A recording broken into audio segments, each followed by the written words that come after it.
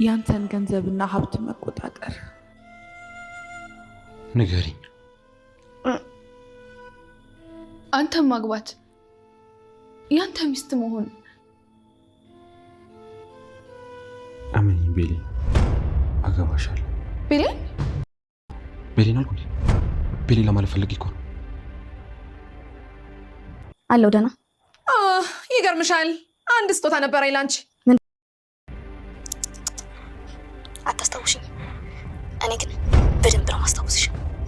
በልጅነት አምሮኝ ስላየሁሽ ማለት። አዎ። ምን? ለምን መጣሽ? ለምን?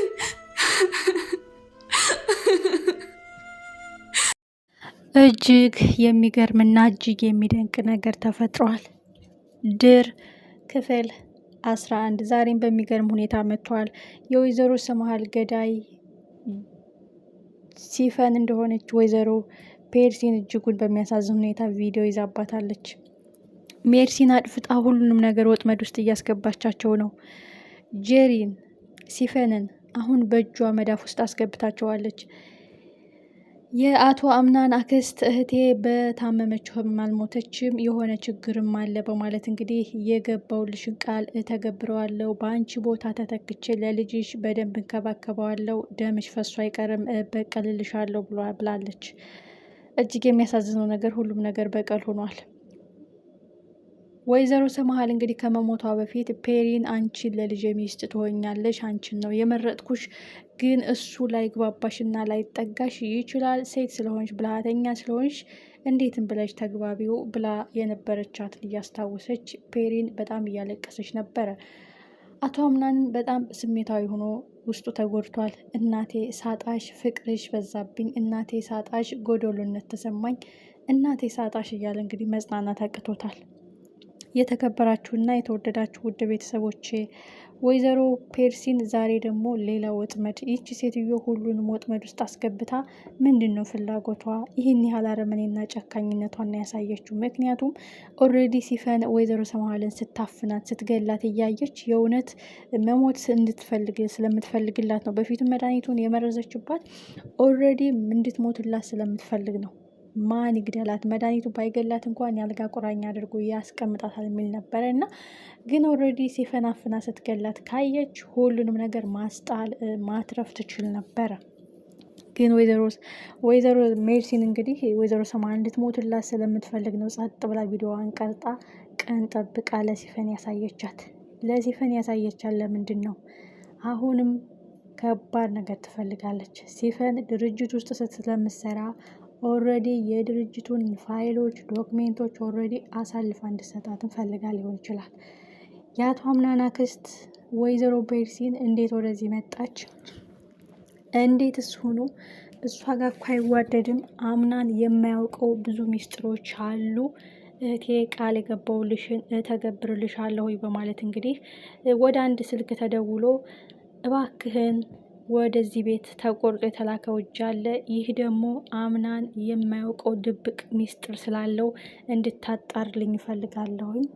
ወይዘሮ ሰምሃልን የገደላትና ይመስለኛል እንግዲህ የወይዘሮ ሰምሃል አንድ ወዳጅ አለ፣ ወይም የአቶ አምናን አባት ሊሆን ይችላል የወይዘሮ ሰምሃል ትልቁ ጥላቱ። ስለዚህ አምናን አባቱን ካላወቀ ከአባቱ ጋር የሚገናኝ ኬዝ አለው ማለት ነው። እህቱ በዚህ ልክ የወይዘሮ ሰምሃል እህት በዚህ ልክ ሚስጥር ብላ ያዘችው እና አምናን ማወቅ የለበትም ያለችው አምናንና የወይዘሮ ሰምሃል ባል ወይም የአምናን አባት የሆነ ከባድ ግብ ላይ ያሉበት ኬዝ አለ ማለት ነው። የወይዘሮ ሜርሲን ወደዚህ ቤት መምጣትም ድብቅ አላማዋ ምንድን ነው? የአምናን አክስት እንደመሆኗ መጠን አምናን የማያውቀው ድብቅ ሚስጥር አለ እያለች እንግዲህ የወይዘሮ ሰምሃል እህት ወይም የአምናን አክስት በጣም ስሜታዊ ሆና ነገሮችን ማጣራት ትፈልጋለች። ይህ ጉዳይ ወዴት እየሄደ ነው? አምናን ቋጠሮ ባይገባውም ነገሮችን ቆም ብለህ ማሰብ አለብህ ልጄ።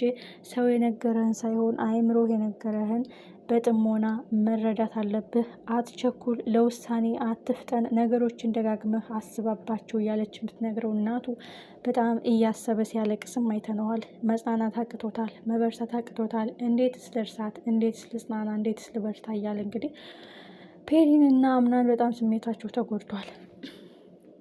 ፔሪም እንግዲህ ለልጄ ሚስት ብዬ ያጨውት አንቺን ነው፣ ላይቀበልሽ ቢችልም በሴት ብልሃትነትሽ እንደምንም ተግባቢው እያለች እንግዲህ ስትመክራት አይተናል። እሱን እያስታወሰች እንግዲህ ሞት ለአንቺ አይገባሽም ነበረ፣ እንዴት እንሁን እያለች እንግዲህ ሁሉም ስሜታቸው ተጎድቷል። ጄሪ አሁን ለአቶ አምናን ትልቅ ዱብዳ ነግረዋለች። እሷም አርግዣለሁ የሚለውን ነገር ነው። አምናን ግን እናቴን በሞት አጥቼ ምንም ነገር አያስደስተኝም፣ እባክሽን ተይኝ፣ እንዴትስ ሊሆን ይችላል፣ መቼ፣ እንዴት የሚለውን ነገር ግራ ያጋባል። የአምናን አክስት ወይም የወይዘሮ ሰማሃል እህት ይህ ነገር አውቀሽ ያረግሽው ነገር አይደለም ብዬ ተስፋ አደርጋለሁ። ከወይዘሮ ሜርሲን ጋርም ግንኙነትሽን ማቆም አለብሽ። እንዴት ወዴት ብለሽ ጥያቄ አትጠይቂኝ። ከዛሬ ጀምሮ መንገድሽን እዚህ ጋር ታቆሚያለሽ በማለትም ማስፈራሪያ ተሰጥቷታል ጄሪ።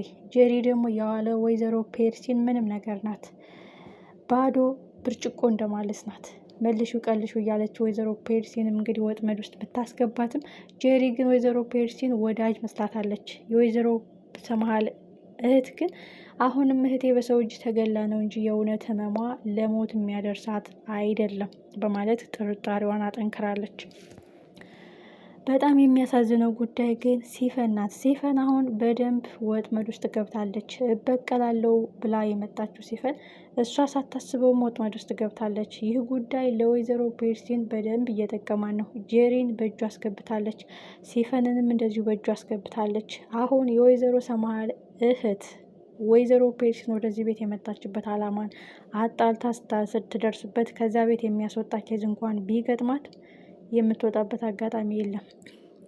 ምክንያቱም የወይዘሮ ሰማሃል እህት ኦልሬዲ ፔርሲን ትሆናለች እህቴን እንድትሞት ያደረገቻት፣ የተቆረጠ እጅም ወደ ቤት እንዲመጣ ያደረገችው እሷ ልትሆን ትችላለች ብትልም ፔርሲን ግን ራሷን ነጻ እያደረገች በዙሪያ ያሉትን ሰዎች ወጥመድ ውስጥ እያስገባች መረጃ እየሰበሰበችባቸው ነው። ኦልሬዲ ካሁን በኋላ ማድረግ የፈለገችውን በእነሱ ዙሪያ እንድታረግ በእነሱ አማካኝነት ድርጊቱን መፈጸም ትፈልጋለች እንጂ እሷን ከሁሉም ነገር ነጻ እያደረገች ራሷን ነጻ አድርጋ ወንጀል የምታሰራችው እነ ሲፈንና እነ ጄሪ ልትሆን ትችላለች። ሲፈን አሁን ምን ይውጣታል? የእናቴን ደም እመልሳለሁ በቀላለሁ ብላ ሳታስበው እሷ ራሱ ወጥመድ ውስጥ ገብታለች። ይህ ጉዳይ ወዴት እየሄደ ነው?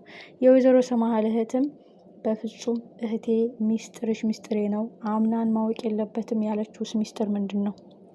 የተደበቀው ቋጠሮ ምንድን ነው? የተዳፈነው ረመጥ ምንድን ነው? በጣም አጓጊና ልብ አንጠልጣይ ነው። እናንተስ እንዴት አገኛችሁት? በዛሬው ምዕራፍ ፔሪን በጣም ልቧ ተሰብሯል። ጄሪን ነፍሰ ጡር እንደሆነች ለአምናን ስነግረው ማመን አቅቷታል።